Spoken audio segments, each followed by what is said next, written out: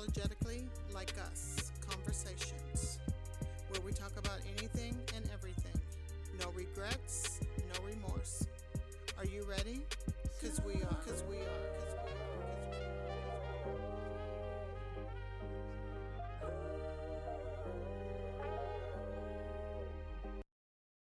Hello, and welcome to another episode of Unapologetically Like Us. Tiyanna, we have our other co-host here, Brett. So today's little special episode, we're going to be discussing shoes and the shoe game. So let's sit back, enjoy, and get straight to it. Okay. So, Brett, please tell me, because I am infatuated with learning all I can possibly learn about what it is to be in this whole shoe game. And for those of you who don't know what all we're talking about, just Google.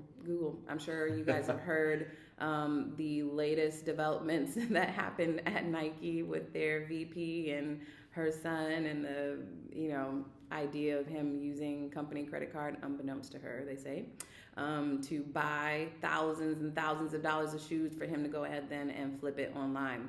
So that's the business that we're talking about today. Do your own research and Googling to get some more information, but we'll just jump right in now. Okay. So, Brett, if you can tell me and share with all of us your first experience getting that pair of shoes that you have been dying for, researching for, can't find it in the stores, your first pair of exclusive kicks. My first pair, I think, of exclusive shoes, I would probably say I was probably 16 years old. 16? Could be 15, 16 years old, maybe. Mm-hmm. Maybe 14. I can't remember exactly, but Space Jam, the movie, had come out. Yes. And Michael Jordan had the Space Jam Jordan 11s. Mm-hmm. And I remember there wasn't a lot of hype for shoes. You could go down to Nike Town and get them. You could go to Foot Locker and get them. It was just, how could you get down there? We would take the bus. I wanted them so bad, but I didn't want to ask my family for them. I applied for a student credit card. Really? At 14, 15 years old. Yep. As a teenager, you applied? As a teenager. Wow. That's how bad I wanted the shoes. Did you get it? Got a $500 student credit card. What the hell? For real? I applied for it. Got it. They release on Nike.com. I order a pair. I think they had come out with the Concord Jordan 11s at the time. Mm-hmm. I buy my two brothers. I buy them. Oh, damn. So you were gifting others, I had a credit card. You were gifting others, though. So you I were thought that it was generous. free money at 15. Oh, shit, yeah. So I'm like, well, I'll buy whatever I can. I'll max out the 500. I get myself a pair of Space Jams. I get my brothers the 11s. And I think from that point on, I was like, this is something I like. Because you wear it to school. Yeah. And you see the reception, the right? The reception you get. And because when I'm even in middle school, maybe 11, 12 years old, the only kids who really had the newest shoes out were usually the Asian kids. Mm-hmm. Mm-hmm. So I was like, damn, and you'd see all the attention they get. We'd go to gym and I remember kids trying to go into the locker room. They're like, I'm going to steal the guy's shoes. Because he would switch the shoes out. Oh my goodness. I would say probably at my age now, I would probably say, when was the Seahawks Super Bowl run? Because I had gotten a pair of, I remember I'm waiting up all night. I can't remember exactly when, but it was the Yeezys when he was with Nike, and they were called the Red Octobers. I have my wife at the time, and we're just constantly checking our phones. They finally drop. I remember we're at my mom's house, and I get a pair. I must have felt like I was on cloud nine. I was like, I'm gonna get these shoes. I'm gonna sell them for like $1,000. Dang. Thinking that was going to be wow, and then I can just keep buying more and more. Yeah. I think the first time I realized that it wasn't about me wearing them. It was if I could sell them is when I went to go check for the size 14 and they were gone because that's what size shoe I wear. And I saw like a size 13. And I was able to get those. Oh, so you purchased it then? Purchased them. And at that moment, that was your first purchase, not for yourself, but with the intention of selling. Okay. If anyone needed shoes at the time, I could go back to stories back when I was probably 13, 14. Mm-hmm. I knew 11-year-old kids who would go down to Nike Town Yeah. with a busted pair of shoes. You try them, both parents run out. Damn. So I was seeing kids. Yeah, that was the stick back Especially, then. you know, that's what you did. Mm-hmm. And the kids would come back and have fresh shoes off the bus from downtown. So I fast forward to, so I get these Yeezy Red Octobers. Yeah. I get a call from a gentleman who plays on the Seattle Seahawks. Mm-hmm. And he said, hey man, I need these pair of shoes. I said, okay, let's go meet. We'll meet. Let's talk about it. Yeah. We end up we meet at the Seahawks facility. Uh-huh. I remember it so vividly. I'm with a girl I'm dating at the time, and I'm thinking she's gonna be impressed. Like we're inside the gate at the Seahawks facility. Yeah. And so we go in. Gate opens up. I remember. He pops open his trunk. He goes, "We got to make a deal for these Red Octobers." I say, "Okay." He's got cleats, jerseys, everything he had from the season back there. I was like, "What do you want to pay?" Mm-hmm. And he was like, "I'll give you $3,000 for them." And how much were the shoes retailing for? I want to say $245. Damn, what a markup. So when you hear that, Mm-hmm. and the whole process of that, once I agreed with it, Mm-hmm. goes in the back of his truck, signs some cleats, signs some Wow. footballs, and I'm thinking, okay, great, and I'm gonna get $3,000 on top of all this. Within 24 hours, he goes to a credit union, Mm-hmm. and I get a cashier's check, Wow. $3,000. Wow. I was waiting for the shoes to get delivered at the time, Mm-hmm. and as soon as I got them, we meet up. He comes Here you go. and picks them up, and I'm looking at that cashier's check because I took a photo of it. I had never seen someone pay $3,000 for a some pair shoes. of shoes that you're gonna wear. Exactly. That's not a designer shoe. Yeah. But come to realize that Yeezy became a designer, Of and course. you see the impact. But the crazy story about that is that the complex does a special on the Seattle Seahawks because they had just won the Super Bowl. Mm-hmm. I had sold him another pair of. We developed a relationship after that, where any shoe that he wanted Mm-hmm. that he couldn't get. If you A lot of guys can't get the shoes, especially if you have a relationship with Nike, unless you're like a top tier player. So okay. LeBron comes out with this shoe. It's made out of cork. Mm-hmm. He needed those. I could get them probably 2 weeks before they come out through a Nike rep. Mm-hmm. So I get a pair. I finally get it like a week before the release. Mm-hmm. He's like, I'll do whatever it takes to get these pair of shoes.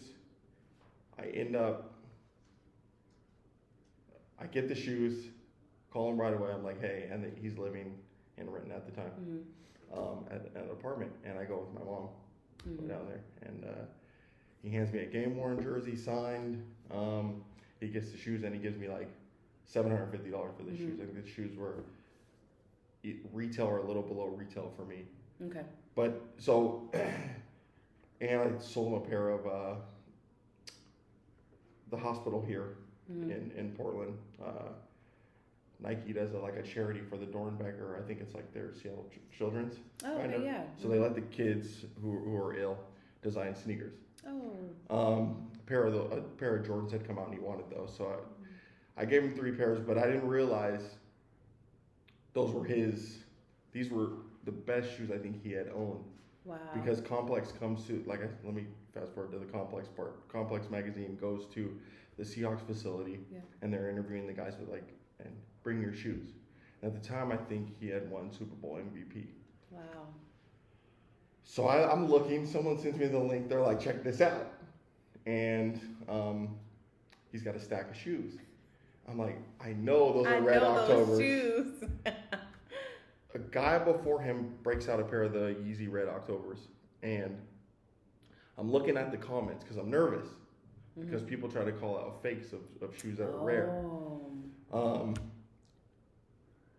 You can always tell by the Yeezys because they were supposed to glow a certain way, but they didn't get into that. It was the suede toe part. First guy breaks out his Red Octobers, and it says, "Oh man, those look fake." I'm like, I'm like, oh shit, here it comes. Here it goes. Yeah. When the other guy gets up with his shoes, he pulls out his Red Octobers. I see the comments are like, the guy had sold the shoes. They're like, he's got the real ones. I was like, whew. I knew they were real because I had the receipt and everything. But still, But it was one of those things where he could have called me like, man, look at all those comments. They're saying they're fake. And then there goes your relationship, right? Mm-hmm. So once I saw that, you're starting to get calls from other people on like the team. Yeah. I mean, that was already there. Yep. I remember being able to, there'd be guys calling me and they would ask, hey, is it okay if I give them your phone number? I'm like, yeah, for sure. Yeah, I'll meet up with them, no problem. And I just developed a relationship on resale just based on guys who had played on the team, and wherever they go, I'll still get. There's a former Seahawks player that lives in Texas, and this was November. He needed I don't know if it was a pair of shoes or he needed like a PlayStation 5. I can't remember, but our relationship based on sneakers.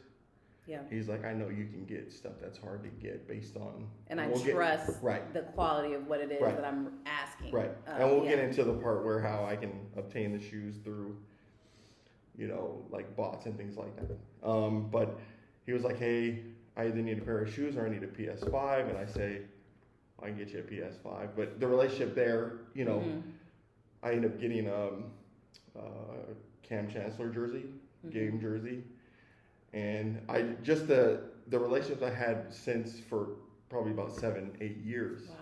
People can still reach out to me, and I don't need to be a bulk reseller. Exactly. To make money. Exactly. Off shoes. Okay. Now, I guess the thing that I have thoughts and questions on is just the feel of it all, right? Like how does it feel when you, as the purchaser, even if it's not for yourself and it's to resell, how does it feel though to go through that process of trying to search high and low for this item? It's tough because I'll have people reach out to me because I've sold my collection of shoes. I've had shoes that are so expensive. I know as soon as I put them on, they're worth nothing. So I debate with myself, like, do I wear them or do I sell them? Do I keep them? Do I buy more than one? Wait, so the resale price goes down if you wear them. If you wear them. On some shoes.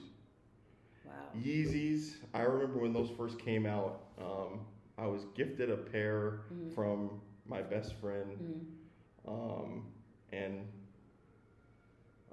my wife, girlfriend, and it was $1,200. And they're like, for your birthday, we'll just go half on it. And I'm looking at them every day and I wear them out and I get that attention because they're like, wow, you're wearing a rare sneaker. And it just makes you want to get more rare sneakers. Yes.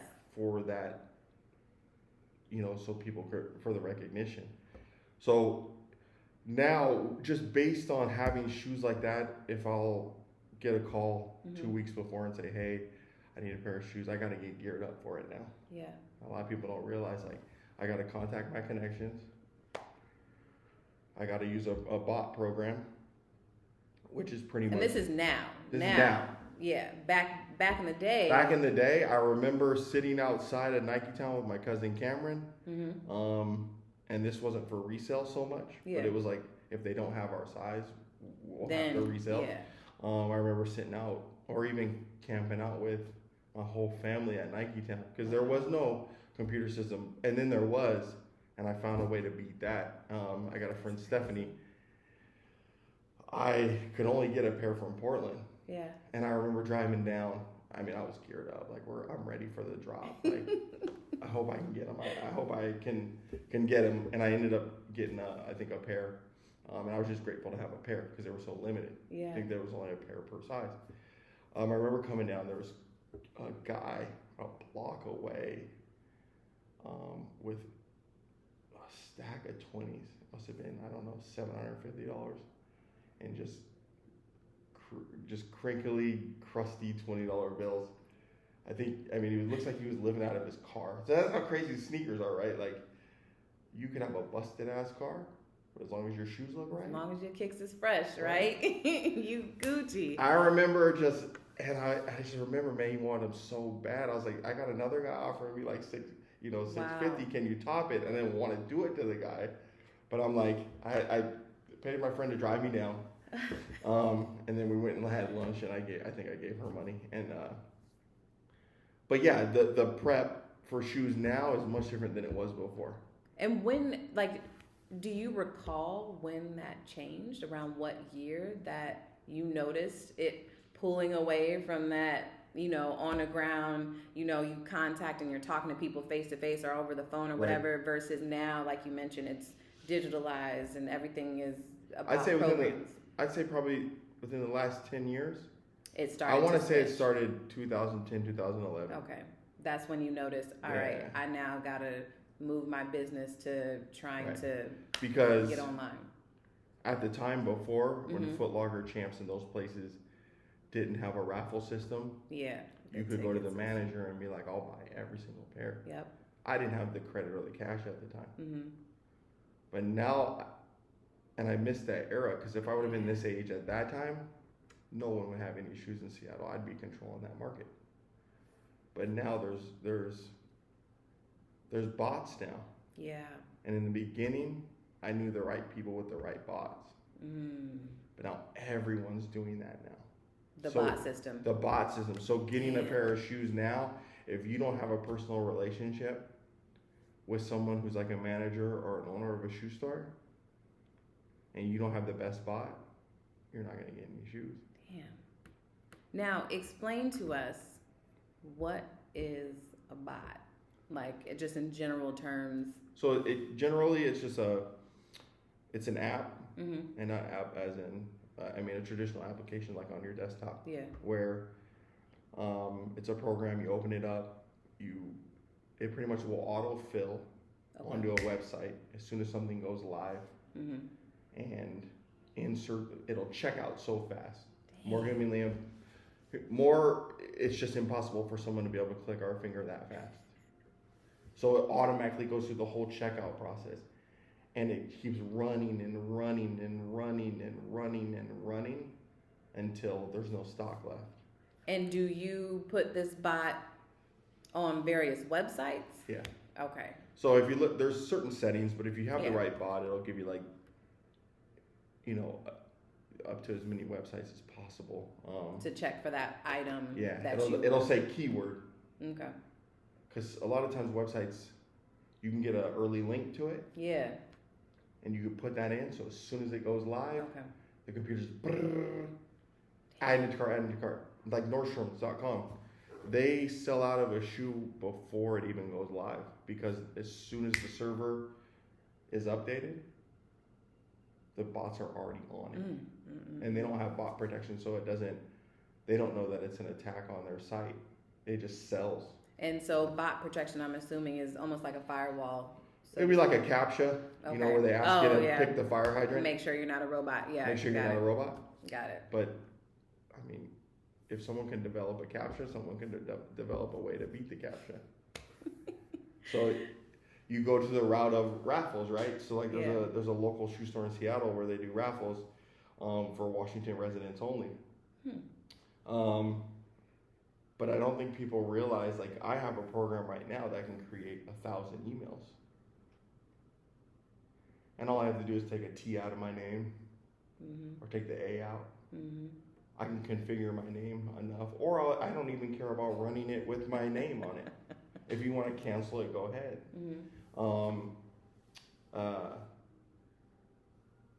And you can spam sneakers app. They make apps now, or they make a bot now where it'll just flood the sneakers app and create a lot of accounts. Yeah. And you won't get a pair. I know people who, it used to be on a system where if you spent $1,500 with Nike within a certain time period, you had a better chance. A lot of people don't know that too about the sneakers bot. They're not just going to give it to someone who just started an account. Yeah. They're going to try to take care of the people who made more purchases. But that doesn't matter, because if you spend $1,500, but I have 1,500 emails going against you, I'm gonna get picked. Okay. Yeah.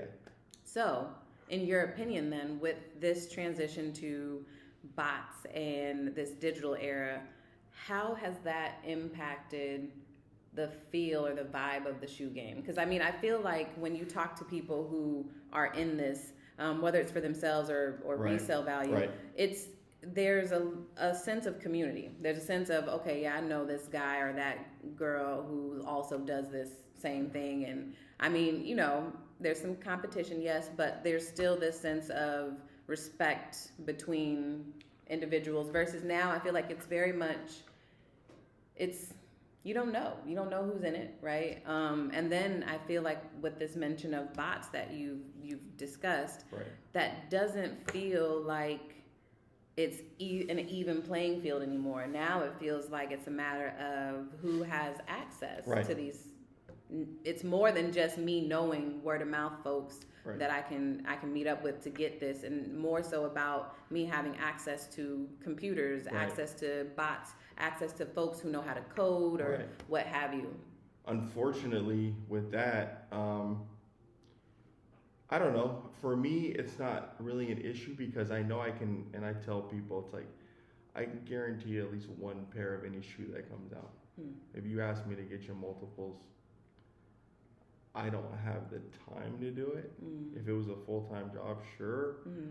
But I can get a pair of shoes, at least one through a connection at the least. At the least. Now, if you want me to dedicate my whole time to getting you multiple pairs, you're gonna have to pay me for my time. So, but and that's only because of relationships I've built. So I got to take care of somebody, and then I need to be taken care of, and then you're ultimately taken care of. Does it?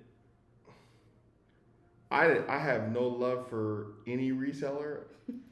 I have no love for, and that was back in the day, because I would see people stand in line, and I remember if we didn't come 6, 7, 8 deep to releases, you had the first person in line would usually let his homies come, and everybody in the line's too scared to say something to them, especially if they're a person of color.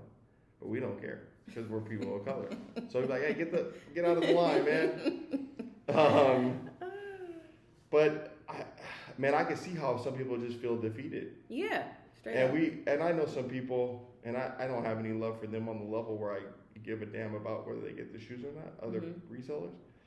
But I just said, hey man, if you don't like what's going on, either you gotta ramp up and have the tools to get them, or do something about it in a different way. Like, just don't. My desire for limited shoes, I don't have them anymore. Yeah. Because it's like, I'm not competing with a kid who has the means to, not even the means, because I can afford to pay anyone to make any bot. It's just, can I find it? Yeah. There's some people who do it and they can, and they don't care about offering their services to anyone else. But yeah, I tell people all the time, I'm like, no, I just don't care, because it's too much of a competition. It really is. It really is. And it's funny because I remember growing up and knowing so many people who were heavily into, exclusive kicks, right? And knowing when things were going to drop, and this anticipation of going in and camping out and, making it an event, right? A thing. Versus now when I talk to those folks, it's like slowly you're seeing that love and that passion just die because they, like you mentioned, they feel so defeated because, they're like, damn, everything that I used to do is no longer working. Right. So fuck it. I'm not going to be able to get that shit no more. And it's gone. It's gone, and so it almost makes me feel like, on one hand, yes, you progress, okay, the development of technology and what have you, but on the other hand, that's still a big part of culture, right, of pop culture that I feel like you're breaking down. Right. And it's dissolving. And if you look at the resellers and the people who are behind the bots, they don't have the same color as us. Of course not. And I don't want to make it that the issue, but it is. I mean, you're marginalizing people who aren't tech savvy. Yeah. And I understand. Yeah. You know, you got to get in where you fit in, but why is a kid from my affluent neighborhood where these shoes don't mean much to him but $1 of popularity, where for us it's nostalgia? Yeah. Because a lot of these kids out here they've never seen Michael Jordan play. Mm-hmm. At least not the Bulls Michael Jordan. Nah. But I also understand there's money to be made. I've always been fair. Like I tell people all the time, like, you want a pair of shoes? Fine. Here's the set price. If you don't want them, it's not worth my time to get them, because it is a hassle. Mm-hmm. I'm literally got to kiss someone's ass to get somebody something. Like, it's crazy for me. Like I can get I'll get my 18-year-old daughter a pair of shoes. But she's seen the raffle process. Yeah. But she also sees when you win, it recharges you and you think you can win all the time. So like it is defeating, but now for me, I won't buy shoes that are hyped, because I know you're just trying to make money off of it. Mm-hmm. I'll just put on a pair of Stan Smiths. Like, do I have shoes in my closet right now that are thousands of dollars? Hell yeah.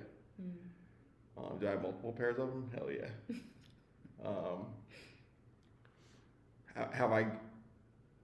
I got a pair of Travis Scotts, and I got a pair of the Lows. I got a great meal on them. I go to a steakhouse in Renton, and the kid just spills water all over the shoes. And you're like, if you look at the price on those now, I think they're going for $1,000 to $1,200.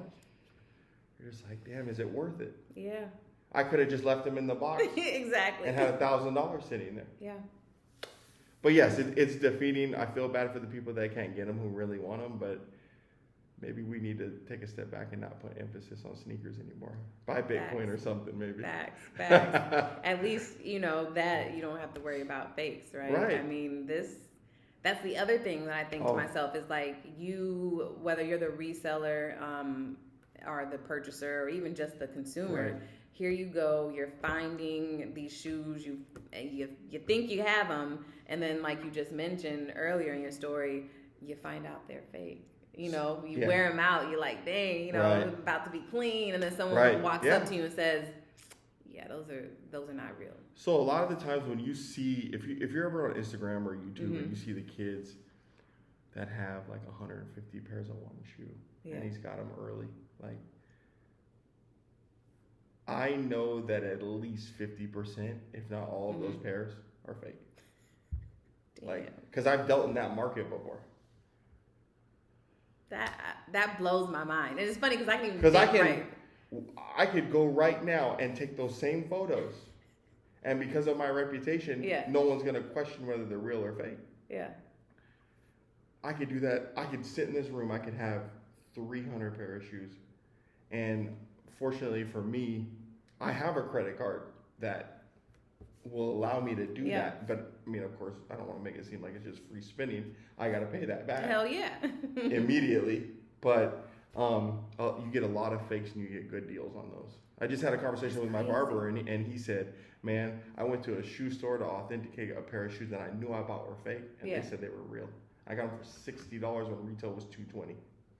So right now, at $60 a pair, and I'm taking a picture with 300 shoes, if I'm wrong, I mean, I think that's what, $18,000? And I could sell, if you just sell them for $220, the profit's just crazy. I mean, and it's funny because I think to myself, there's a couple of people that I know of that I've seen, like you mentioned, on IG, on Facebook, and they're like, oh, DM me or hit me up, you want these pair of, like, Balenciaga shoes. And I'm thinking to myself, like, I know those aren't real. They can't be, but that's the vibe we're on right now. It's Everyone wants to be caught in a picture wearing these designer shoes. And I understand if you're, and I remember someone told me this, because I think at the time, I was just showing off pictures of my shoes. Mm-hmm. And my followers who are, I think, adults, like, you weren't getting much likes. So I'd be like, why? And I was reading comments of other people who had posted shoes, and they're like, you know, the only people who really give a fuck about sneakers anymore are like 12 to 18-year-olds. Like, yeah. No, I'm not saying we don't care about them, but like, they want those cool pics. Yep. They want to know you have the rare shoes. Yep. Like, those are the only ones that are clicking because they're constantly on Instagram looking for cool photos. So like, if you look at the kid whose mom was the GM or VP at Nike, like, if you're a reseller, you're thinking to yourself, some of the shoes he has, you're only gonna make a $20 to $40 profit. That's not worth my time. Could I do the same thing he's doing? Hell yeah. Is it worth it? Is it worth? It's not worth my time. Like, I can $20 to $40 for a pair of shoes, and you have to buy 1,000 pair. Yeah. At like $250,000 to make 40,000. No, thank you. Like, that's not it for me. I can get shoes that I can make $1,000 profit. Only have to get 10 of those, and not worry about it. And my people will pay me before I can get the shoes. Versus he's making these purchases in bulk and hoping that you can resell them to make back the money that you spent on that purchase. And there's a famous Instagram or YouTuber. I mean, I don't consider you famous if you're famous from YouTube or Instagram, but that's what he does. I watched one of his videos where he goes to like sneaker flea markets. And this guy's sneaker flea markets, and he's paying $40 over retail for a shoe that's only going $60 over retail, and he tells the guy, "You're gonna make a $20 profit off each pair." Like, what the fuck is worth? That can't be worth your time as an adult. Yeah. If I was 15, sure, but if I have 220, I could probably double that on a conventional hustle, not on a shoe. You know, so. Golly. It's to the point, especially with COVID going on right now. Yeah. You can't even get a pair of shoes that isn't rare. The bots are buying them all because a lot of places you can't just go to the store. Or shipments are being delayed as well because of COVID. So quantities are getting limited on shoes that people want. Think of the ugliest Jordan you can think of. The shit's gonna sell out. What? Yeah. Yeah, I got a buddy who has a close relationship with executives at Nike, and you know, he doesn't use his connections that way. Yeah. Because they're nervous about. Of course. They'd rather have their job at $250,000 a year would. than trying to sell shoes. Hell yeah. Because I think, and he's like, I can't get any shoes, and he spends thousands of dollars a month at Nike, and he can no longer win the sneakers app raffle, or he can't get selected as an employee there. Cannot because of the bots taking over. The bots are so crazy. A good friend of mine, he tried to get concert tickets to like certain shows. They're using bots to get PS5s. They're using bots to get. That's the first time I encountered one was show tickets with that. Because then you can just go flip them for double. That's insane. And the ticket company doesn't care because they've been paid. Yeah. I mean, Drake would go. Well, Drake probably wouldn't. But like, you think of a rapper, if he just made 100,000 and no one was in there, he's still gonna perform. He got 100,000. Yeah. So. Yeah. It's insane. That's insane. Yeah.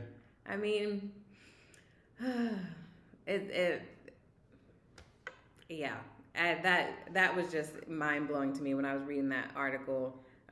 About this kid and of course, you know, the aftermath that's now ensued in regards to his mom losing his job or losing her job and what have you. But it really did. It highlighted the difference now in the business. It's all gone digital. Yeah, and that's a kid where if you have to line up to get those shoes, and even if he had the connection, and he's walking out with 3 or 4 bags of shoes, he's getting jumped for them. Oh, hell yeah. Like, a kid like him could never get sneakers, even if he had the access to them. And that to me is what makes this all even more interesting. Because I remember growing up, and yeah, like you mentioned back then, when you would line up, if you didn't roll with a crew, you were gonna get like, I mean, you had to know it was gonna happen, especially in some of the larger cities, right? You just knew. My brother would keep a pistol on like Jordan 11 releases, and you would see certain people in cars that would be waiting outside for people. And the car pull up with probably 4 or 5 dudes, and we're thinking, shit, my brother's gonna have to pull out the pistol, or we're gonna have to fight, and we end up knowing them, and so now we get bigger, but ain't nobody saying anything behind us. Exactly. Because they can't roll like that. What are you gonna do? You gonna tell 6, 7, 8, 9 black kids? Nah, that, I'm not doing that. That you gotta move to the back of the line. You're gonna get stomped out and not get a pair of shoes. I'm not doing that. So there's just hope that you don't wear my size. So now with the boss and how everything works, man, everybody who shouldn't have the shoes are getting them. Like, come on, man. Like, I made this comment to someone. We had a discussion about sneakers. It's like, that's sad that the average black kid can't get a pair of Jordans anymore. No. Like, how is that possible? Like, no longer. That's our idol. Yeah. Like, no longer. You can have the Tom Brady shoes if you guys want them. You can have the Jay Buners if you want them. Can we get the Michael Jordans? Please. Like, why? Like, that's crazy. And I don't mean to bring it like that, but like I said, if you look at the demographic of the people who are getting the shoes, black people are being marginalized on that level. Like, it's to the point where I got a buddy who I get shoes for every release,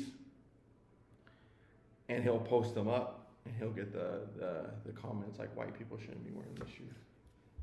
And I'm just like, I get it. I understand where you're coming from, because you couldn't get a pair. Exactly. And you're pissed about it. And you're pissed about it, right? Yeah. And you start to see like, damn, like there's I'll just go on this just for a little bit, but there's a donut shop in Seattle. She does pre-orders. They sell out within like 1 minute. I can get donuts no problem through the website, and I've even offered to help people. Like, I've helped friends like get donuts. I'm like, I'll order them, just go pick them up.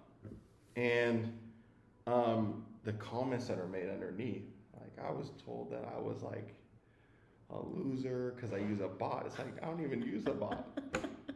And it's these women that are just getting super mad. I'm like, you're getting this hot over a donut. So we're going into where like anything limited, it's going outside sneakers, because they're running this donut shop like they're selling sneakers. Like, I had a female friend of mine hit me up and say they're really running this shit like a sneakers app. It's hard to get donuts than it is to get a pair of sneakers. This is insane. And I said, that's insane. As long as you know me, you're good. As long as people know me, they're gonna be okay. That's crazy. That is so crazy. And that now is the environment we've transitioned to. I mean, you even think about, like you said, we're going out of just sneakers with this system, because I recall over the holidays, right? Especially right now in the midst of the pandemic, and a lot of, you mentioned stores limiting their inventory that they're allowing in person. You have to do everything online. Right. That makes it even harder, right, for the working parent who's like, okay, it's Christmas time. My kid has been awesome. I've been busting my ass in these hours, and they want, I don't know, old school, the tickle me Elmo, right? Yeah. No longer are the days where I could go into a Walmart or Target or whatever and stand in line and fight with another parent over this tickle me Elmo. Now it's like, I have to try to find this shit online. Yeah. And then I'm being beat out by bots, and I'm just like you mentioned, I'm just a lay regular folk, not knowing anything about this whole bots. I'm just a worker trying to get my kid something, and I can't get it. And not only can I not get it for the holidays, but here we are like in March or whatever, and I still can't get it, because every time it releases, it's gone, like you mentioned, in a split second, because there are bots that I'm fighting against. And I'm getting that right now with PlayStation 5s. Yep. That's exactly what I'm thinking about. And the point about like you having to work and try to get something for your child, like a lot of times, especially, and there's, like I said, there's a local sneaker shop they'll do a release on a weekday. How is a working person gonna leave their job on a weekday? So the only people are really appealing to is 12 to 18. Yep. Or 12 to 21. Or the folks who, a job, I can. Right, or the people who don't want to work. Like, we're just gonna reward the people. But yeah, like the PlayStation 5 thing is crazy because, I was alerted to those being released, and I'm thinking, oh, whatever, like, it's just a video game. Like, I've never been into video games. And somebody was like, hey, they're releasing them, go sign up when they come out, And of course, I sign up, me and my buddy sign up, and we're thinking, oh, okay, we'll just have one. If someone wants it, it's for someone we know, if they want it, we have one for you. We end up getting them, man, and we're getting people offering us double what we paid for. Of course, because it's so hard to get. I walk in, I have people waiting outside GameStop. Like, you talk about needing a pistol. That was when you needed the pistol. Straight up. So, it's nuts. If you want anything online now, you gotta have the connections with a bot. You gotta have a connection with a bot, or you gotta know someone at a store. That's crazy. Yeah. Man, death to. Or pay double or triple. It's not. It's sign of the times, man. Sign of the times, and the pandemic didn't even help, right? Right. Like, yes, we were slowly getting to this point anyway, but the pandemic just moved that a little bit faster because now everything is online, right? Now we're forced to make these transactions. And I mean, the guy yesterday came to buy the PS5 from me. He came with a pistol. That's crazy. That's crazy. And you're just like, okay. I mean, I never thought buying a gaming console in a public place, like we meet in the hotel lobby and you bring the pistol because you're afraid of me robbing you. And I'm thinking, maybe when I was 16. I would have got you, but no, it's so crazy. It's crazy. We're in an era now where it's like, or a time in society where it's like, you got to have it that bad, man. Yeah. And the people who are buying these PS5s from me, they look like they live in their car. And it's sad. Like, I had a lady, like, a couple days ago. It just looked like she couldn't afford it. And I'll tell you, like, when that stimulus came last year, I was selling regular Jordans for double. And then when the last when the last unemployment checks went out, they went cold. Like, people were only paying like $20 over retail for shoes. And I was like, they didn't have the money. They didn't have the money anymore. It's not worth it. It's not worth it. And then I think to myself too, especially with the gaming system, right? Shoes different, right? There's going to be some sort of value there, but with things like a gaming system, it's going to change every year. You know what I mean? They're going to drop another one in a few years, and then that's obsolete. Nobody's going to want that anymore, right? Like, that's going to be. But people will now have a heads up that it's going to be very difficult to get. Yeah. So get ready. You need to know the right people. All about connections. All about connections. It's not what you know, it's who you know. It's always going to be that way. Yeah. You just got to know the right people. It's crazy. Like, I've been trying to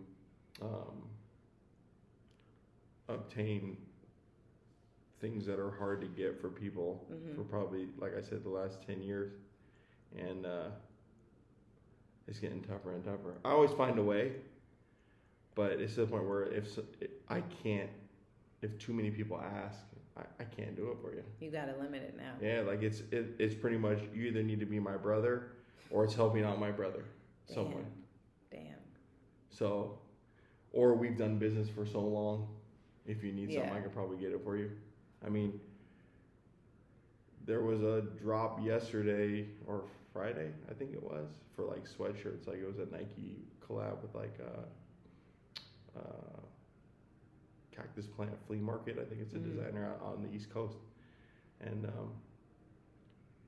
I had people just like, hey, can you give me this sweatshirt? I log in, I'm buying them like crazy for them.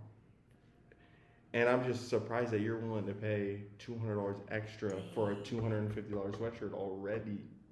So you're paying $450 for a sweatshirt. Extra. And are you waiting for the stimulus check? And you're like, I'll pay for it that way?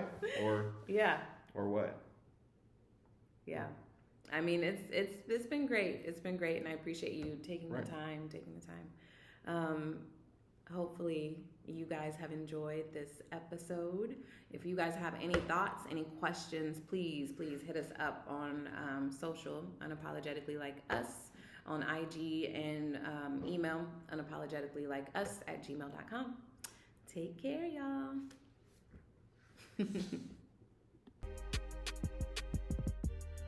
Thank you for coming. Thank you for listening. Hope you enjoyed.